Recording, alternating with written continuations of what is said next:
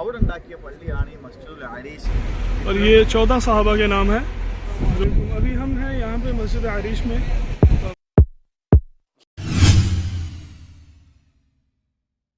السلام علیکم ورحمۃ اللہ وبرکاتہ. سب سے پہلے درود و سلام اللہم صلی علی سیدنا محمد صلی اللہ علیہ وسلم.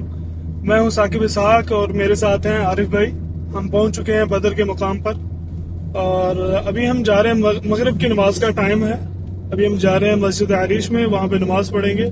اس کے بعد آپ کو وہاں کی زیارتیں کروائیں گے انشاءاللہ.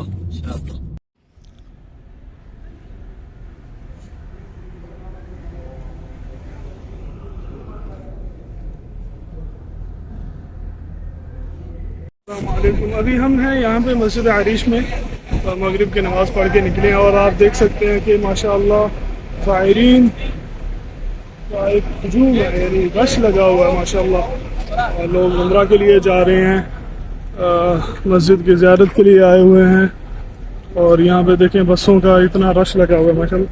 یہ مسجد عریش اس جگہ کا نام ہے اور اس مقام پہ نبی کریم صلی اللہ علیہ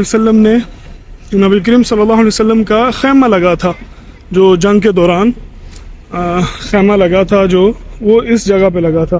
اس جگہ پہ یہ مسجد بنائی گئی ہے. عارف بھائی ذرا مسجد کی طرف ہوں. ماشاءاللہ بہت خوبصورت مسجد ہے, اندر سے بھی اور باہر سے بھی. یہاں پر خیمہ لگا تھا نبی کریم صلی اللہ علیہ وسلم کا اور یہاں سے آپ دیکھ رہے تھے سارے مناظر, حالات جنگ کے, اور آپ یہاں پر بیٹھ کے بہت ساری دعا کر رہے تھے اللہ سے کہ اللہ ہمیں کامیابی دے, اور اتنی دعا مانگ رہے تھے کہ آپ کے کندھے سے چادر گر گئی اور سیدنا ابو بکر صدیق رضی اللہ تعالیٰ عنہ نے وہ چادر اٹھا کر آپ کے کندھے پہ رکھی اور کہا یا رسول اللہ انشاءاللہ اللہ آپ کو, ہم سب کو یعنی کامیاب لوٹائے گا. اور یہ وہ مقام ہے.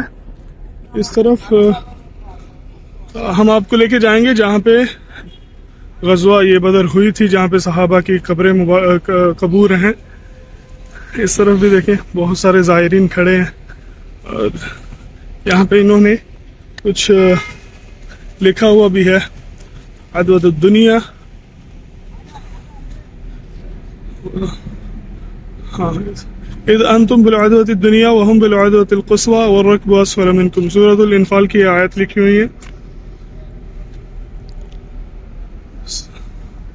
اس غزوہ کے بارے میں, اس کو غزوہ بدر بھی کہتے ہیں, غزوہ فرقان بھی کہتے ہیں اور غزوہ کبریٰ بھی کہتے ہیں. اسلام کی سب سے بڑی جنگ. اور غزوہ فرقان یعنی کفر اور اسلام میں فرق کرنے والی جنگ, جو کہ یہاں پہ ہوئی تھی.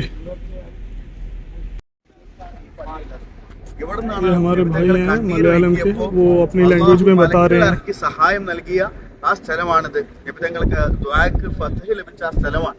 അവിടെ ഉണ്ടാക്കിയ പള്ളിയാണ് ഈ മസ്ജിദുൽ അരീഷ്. ഇത്രയൊന്നും വികസനം ഇല്ലായിരുന്നു.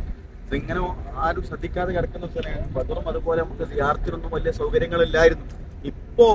ഇപ്പോഴത്തെ സർക്കാരിന്റെ തീരുമാനം ടൂറിസ്റ്റുകൾക്ക് സൗകര്യം ചെയ്തു കൊടുക്കാനുള്ളതാണ്.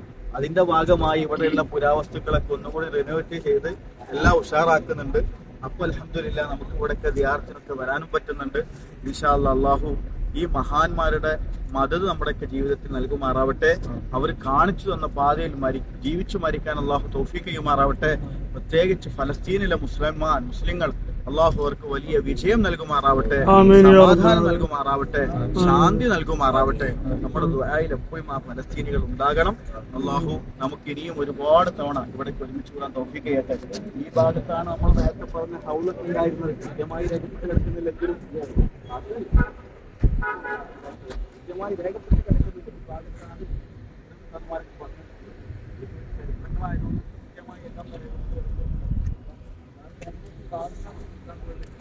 یہ ہمارے ملیالم کے بھائی ہیں جو اپنی زبان میں اپنے زائرین کو اس کے بارے میں بتا رہے, واقعات کے بارے میں. تو آئے بھائی ابھی ہم چلتے ہیں اس جگہ پہ جہاں پہ صحابہ کی قبور ہیں. انشاءاللہ پھر واپسی بھی کرنی ہے انشاءاللہ.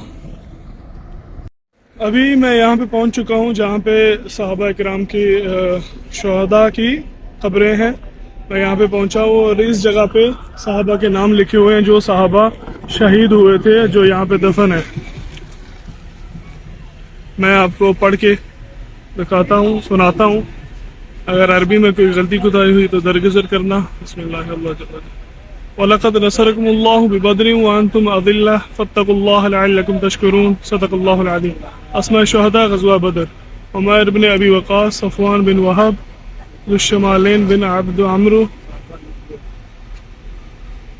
مہج بن صالح، عاقل بن بکیر، عبیدہ بن حارث، سعد بن خیثمہ، مبشر بن عبد المنذر، حارثہ بن سراقہ، رافع بن معلا، عمیر بن حمام، یزید بن حارث، معوذ بن حارث، عوف بن حارث رضی اللہ تعالی عنہم اجمعین.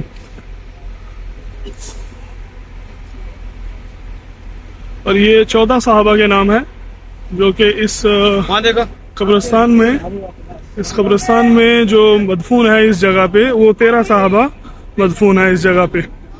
اور ایک صحابی جو ہے وہ ان کی قبر مبارک ہے مدینہ کے راستے میں. اور ماشاءاللہ یہاں پہ زائرین آ رہے ہیں. ابھی بہت ساری بسیں آئی ہوئی ہیں. یہ چاروں طرف دیوار بنی ہوئی ہے ان کی قبروں کی حرمت کے لیے. ابھی بہت اندھیرا ہو چکا ہے اس لیے اندر سے کچھ بھی نظر نہیں آئے گا. بہرحال کسی دن نیکسٹ ولاگ جو بناؤں گا میں وہ انشاءاللہ دن کے ٹائم پہ آ کے بناؤں گا تاکہ اندر سے کچھ آپ کو دکھا سکوں. ابھی ہم جا رہے ہیں مدینہ واپس. آپ سب سے درخواست ہے کہ جو لوگ بھی نئے آ رہے ہیں چینل کو سبسکرائب کریں. عارف بھائی تھوڑا سا میسج سبسکرائب کریں، لائک کریں اور شیئر کریں. بہت شکریہ ہمارا چینل دیکھنے کا. جزاک اللہ. اسی طرح ہم آپ کو مقدس مقامات کی زیارتیں کرواتے رہیں گے. السلام علیکم.